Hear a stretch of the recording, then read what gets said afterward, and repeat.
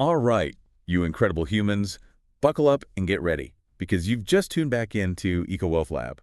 We are absolutely buzzing to have you with us for another deep dive. Yeah, always great to be exploring these developments with you. Now, let's be honest, the crypto world lately, it's been less of a gentle ripple and more of a tidal wave, hasn't it? Definitely feels that way sometimes. Bitcoin flirting with $90,000? Seriously? Blink, and you might miss the next zero. And the traditional finance crowd, they're not just watching anymore. No, they're starting to wade in. Some seem to be properly learning to swim now. Exactly. So what's really going on? Is this the dawn of a new, maybe even more exciting era for crypto? Or are there some tricky undercurrents, things we need to navigate together? That's the key question. And that's exactly what we're going to try and unpack for you today. It's really about understanding the why behind the headlines, not just the what. That's what helps you make, well, informed decisions. Precisely. And hey, if you enjoy these deep dives, if we're helping you make sense of this wild crypto frontier. Maybe saving you from those late-night confusing jargon rabbit holes. Yeah, maybe. Then we have just a tiny favor to ask.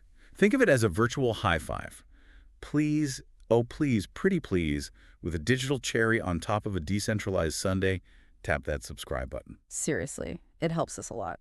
And if you know anyone, literally anyone, who's even whispered blockchain or looked sideways at a crypto chart, send this their way. We promise to keep it clear, keep it insightful. And maybe make you the crypto guru of your group chat. Who knows? Okay, let's dive into this $90,000 Bitcoin moment. Right, the highest since early March 2025. And interestingly, this surge happened right alongside a more than 1% jump in U.S. stock markets. Yeah, what's interesting there is that short-term alignment with traditional equities. It suggests that maybe broader market sentiment, that general feeling of optimism or, risk appetite might be influencing Bitcoin right now. And that $90,000 level, it's significant not just because it's a big round number, but it's a point where we've seen price struggle before. Like a ceiling buyers are really trying to break through. Right. And it looks like a lot of Bitcoin holders are feeling pretty good about the long game. We're seeing data showing over 85% of them are currently in profit. Yeah. That definitely speaks to some strong long-term conviction, doesn't it? It does. It suggests a big chunk of the market bought lower and they're holding, believing in Bitcoin's future value. That can act as a kind of price support. But, we always have to remember market sentiment can shift pretty quickly. Absolutely, because even with this climb, Bitcoin is still, roughly 18% below its all-time high, around $109,000. That's right. So the upward momentum is clear, but we're not quite back at those peak levels yet. And as you mentioned, there's this key area around $88,000. Yeah, think of that $88,000 level as a major hurdle. If Bitcoin can decisively bore through and stay above it, that could signal more upward movement. Maybe towards that psychological $100,000 mark? Potentially, yeah. But if it can't sustain a break above $88,000, we might see a pullback, maybe towards $75,000. Okay. As investors maybe take some profits? Yeah. Or uncertainty creeps in? Exactly. And it's not just the price charts lighting up. Trading activity, that's seen a big spike too, right? Huge spike. The 24-hour trading volume jumped by 20% to $50 billion. That's a lot of action. Wow. That surge in volume really confirms there's strong interest, maybe conviction behind these moves. It means more buyers and sellers are actively participating, which, can amplify swings either way. Okay, so for those who like to think about what might happen next, if Bitcoin does manage to stay consistently above $90,000, there's some speculation, right, about it potentially testing $100,000 maybe by the end of Q2 2025. There is. And the thinking is it'd likely be fueled by continued inflows into those Bitcoin ETFs. And let's be real, probably a healthy dose of FOMO, fear of missing out from retail investors. Absolutely. It's important, though, to flag this as a speculative outlook. It's based on current trends, yes, but it's not guaranteed. Of course.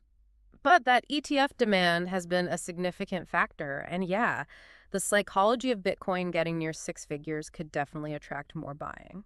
All right, shifting gears slightly, let's look at Bitcoin versus other major assets. There are signs, maybe increasing signs, that Bitcoin might be starting to outperform the Nasdaq. Yeah, that's an interesting development. Suggesting it could be maturing, maybe as its own distinct asset class. Possibly even a hedge against traditional market swings. Well, if we connect this to the bigger picture, this potential decoupling from the Nasdaq is quite significant. For a long time, Bitcoin often moved, similarly to tech stocks. Right. This outperformance suggests investors might be starting to see Bitcoin less as just a speculative tech play and more as something separate, maybe a store of value or an alternative investment. Which could attract a wider range of investors looking for diversification. Exactly. This could be a real draw for those big institutional players looking to diversify beyond just stocks and bonds. Makes sense. Absolutely. But it's also worth noting these correlations, they can shift. They depend on broader economic conditions, market narratives, And regulations, always and regulations. regulations, definitely. Regulatory scrutiny in crypto can still have a big impact. Okay. And speaking of potential future moves, if this trend of Bitcoin outperforming the Nasdaq continues, and we see more institutions getting involved, Yeah. some analysts are speculating, again, pure speculation here, about Bitcoin maybe hitting $120,000 by 2026. It's out there.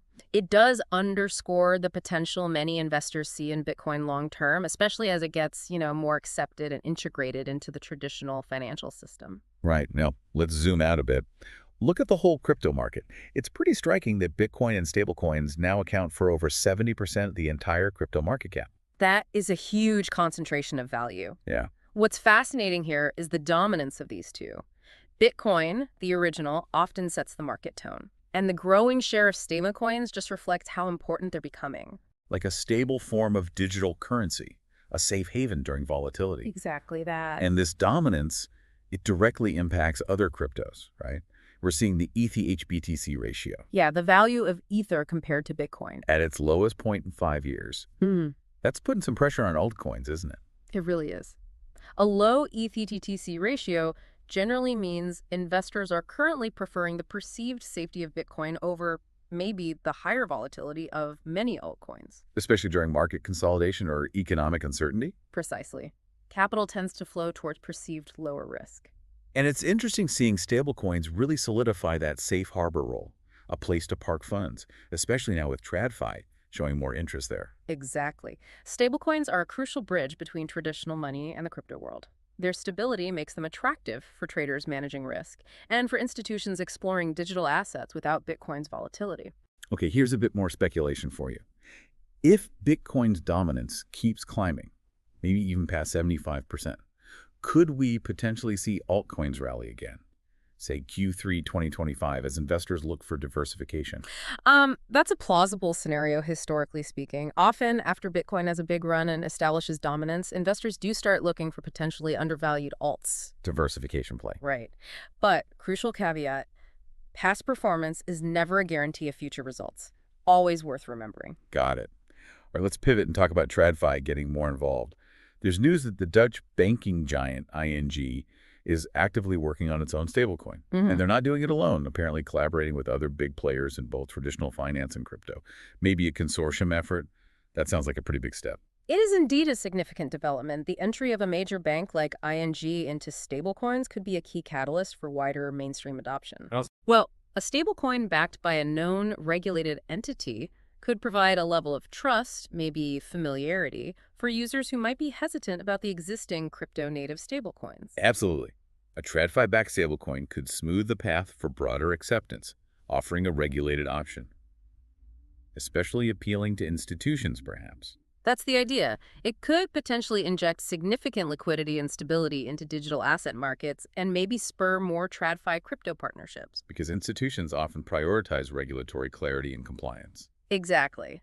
A stablecoin from a reputable TradFi player could address some of those key concerns, maybe opening the door for much greater institutional participation. Of course, it's never totally straightforward, is it? There are potential regulatory hurdles, like the EU's MiCA framework. Yes, MiCA and other regulations could potentially slow things down or limit the functionality of a new stablecoin. And let's not forget, the stablecoin market already has some established heavyweights. Very true.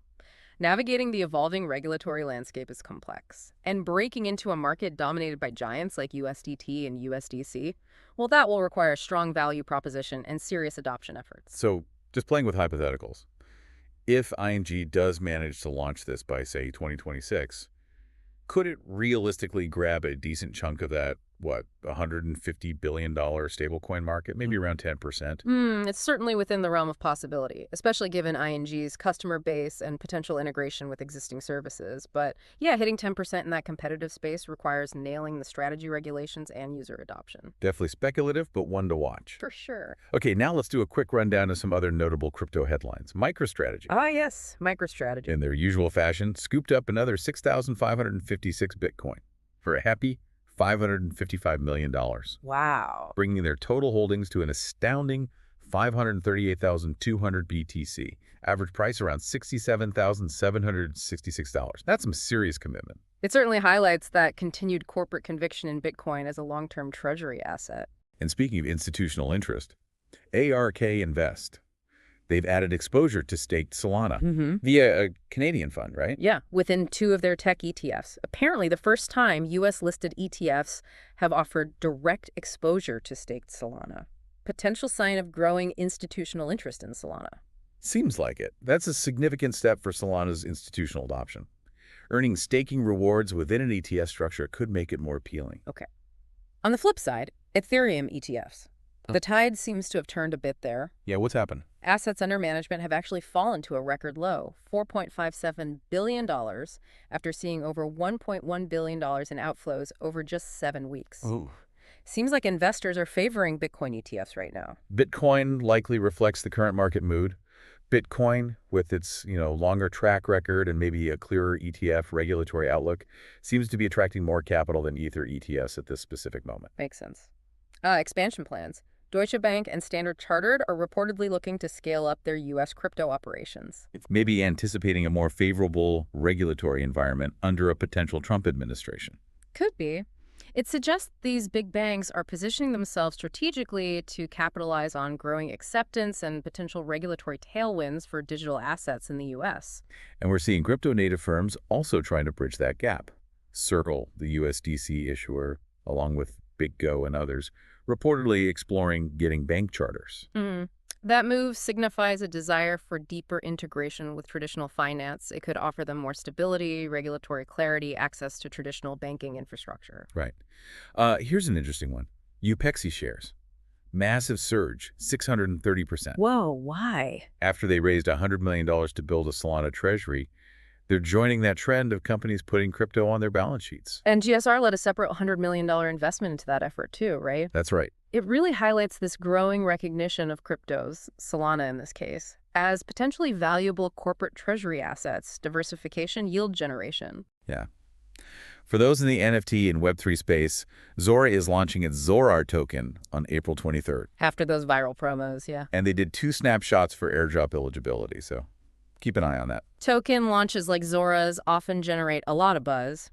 Airdrops can be a way to reward early supporters and build community. Lastly, the founder of Mantra announced plans to burn $82 million worth of their OM tokens, Why the burn? following a huge, $5 billion market cap drop. The stated aim is to rebuild trust and hopefully boost staking rewards for the remaining holders. Right, token burns reduce supply. Theoretically, that can increase the value of what's left and improve staking rewards. It's a move sometimes made to restore confidence after a big price fall. Okay, so to kind of bring it all together for you, our fantastic listeners, we've seen Bitcoin's impressive climb, hitting that $90 K mark, but facing some resistance. We've also seen Bitcoin and stablecoins really dominating the broader crypto landscape. Yeah, over 70% market share. And these increasingly significant moves by traditional finance wading into the space. That's right. The crypto market keeps maturing, evolving, more interplay between the established financial world and the decentralized world. And that has big implications for the future of finance. And as always, it's just so crucial to remember the crypto market is dynamic. It can be volatile. Definitely. While there's exciting potential, it's vital to approach it carefully, consider the risks, and always do your own thorough research. Absolutely. Understanding the trends, staying informed, managing risk, that's key to navigating this evolving space. So here's a final thought to maybe ponder as you go about your day. With TradFi making these bolder and bolder moves into crypto, what does this ultimately mean for the future structure of finance? Where do those core principles of decentralization really fit into this evolving picture? And maybe most importantly, what specific part of this rapidly changing landscape sparks your curiosity the most? Good question. We'd love to hear those thoughts. Indeed. It's a fascinating time to be watching these shifts unfold. It really is. Thanks so much for joining us for this deep dive into the latest crypto developments here at EcoWealth Lab. Keep exploring, stay informed. And we'll catch you on the next one.